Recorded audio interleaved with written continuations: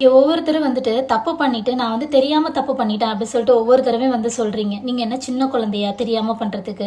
எத்தனையோ பேர் சொல்லியிருப்பாங்க இந்த தப்பை பண்ணாத அப்படின்னு சொல்லிட்டு. அப்பெல்லாம் இருக்காத புத்தி இவங்களுக்கு தெரிஞ்ச உடனே அந்த தப்பை திருப்பி கேட்பாங்களே, ஏன் இந்த மாதிரி பண்ண அப்படின்னு சொல்லிட்டு அவங்க உங்ககிட்ட பேசும்போது அவங்களோட ஃபீலிங்ஸை புரிஞ்சுக்கிட்டு இறங்கி இல்ல நான் தெரியாம தப்பு பண்ணிட்டேன் அப்படிங்கிறதுல என்ன நியாயம்? நான் ஒண்ணு கேட்கிறேன், அவங்கள்ட்ட பேசும்போது அவங்கள்ட்ட பழகும் போது அவங்களை ஏமாத்தும் போது உங்க மனசாட்சி கொஞ்சம் கூட உறுத்தாதா? நம்ம தப்பு பண்றோம், இவங்களை ஏமாத்துறோம் அப்படிங்கிறது தெரியும். அந்த மாதிரி பர்சன் மட்டும் தயவு பண்ணி மன்னிக்காதீங்க. ஏன்னா இங்க தெரியாம பண்றதுக்கு மட்டும் தாங்க மன்னிப்பு. தெரிஞ்சே பண்றவனுக்கு எதுக்காக மன்னிக்கணும்? ஒரு தடவை மன்னிக்கலாம், 2 தடவை மன்னிக்கலாம். ஒவ்வொரு தடவையும் மன்னிச்சிட்டே இருந்தீங்கன்னா அப்புறம் எதுக்கு நீங்க மனசுனா வாழ்றீங்க?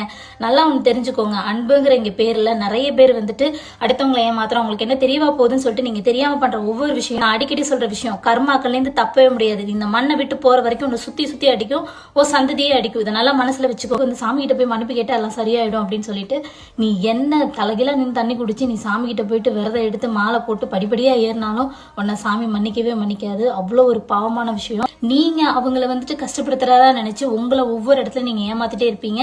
இது உங்களுக்கு ஸ்டார்டிங்ல தெரியாது. ஸ்டார்டிங்ல நல்லா தான் இருக்கும். ஓகே, இவனுக்கு என்ன தெரியவா போகுது, இவளுக்கு என்ன தெரியவா போகுது அப்படின்னு.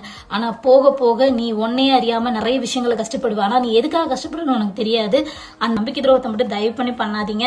ஏன்னா அவங்களோட வாழ்க்கையே அதுதான். அந்த நம்பிக்கைங்கிறது அவங்களோட வாழ்க்கையே. அதை உங்க கையில ஒப்படைச்சிருக்காங்க அப்படின்னா அதுக்கு முக்கியத்துவம்